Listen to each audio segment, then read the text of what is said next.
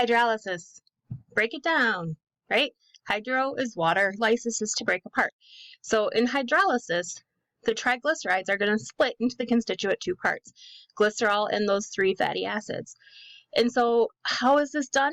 Well, a strong acid such as hydrochloric acid or sulfuric acid or digestive enzymes that are called lipases are required to do this. So what happens is the water adds to the ester bond part of the glycerol, and then it splits it down into the glycerol backbone and then the 3 fatty acids, right? And this one would happen to be the palmitic acid molecules. So fantastic. Why do we care? Well, in saponification, fun fancy word, and soap. So fun thing, my aunt has a awesome business and she makes soap. And so I've known about saponification for a long time, but it's really cool. But anyway, it is the reaction of a fat with a strong base such as sodium hydroxide in the presence of heat. So in soap, we use lye and heat, right? But anyway, this is going to do what? It's going to split those triglycerides into the glycerol backbone and the sodium salts of the fatty acids. And this is the process of forming salts, or soaps, which are the salts of those fatty acids.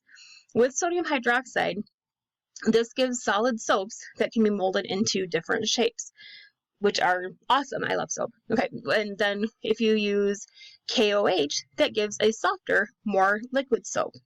So fun fact, we use chemistry every day when we take a shower and we never even knew.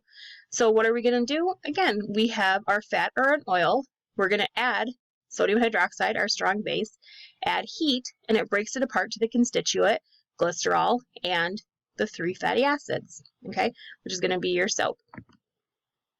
So here are another couple summary of organic and lipid reactions. You have esterification, hydrogenization, hydrolysis, and saponification. Okay, so we've talked about all of these now, and so these are the organic reagents and products, and then these are the reactants and the lipid reactants and products. So let's see how we're doing.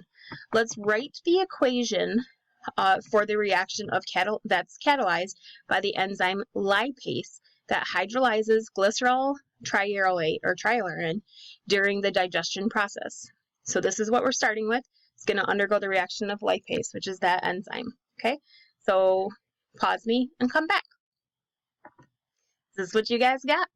We're going to end up getting the constituent glycerol backbone and then those 3 sides. Okay, those 3 fatty acids. Great job.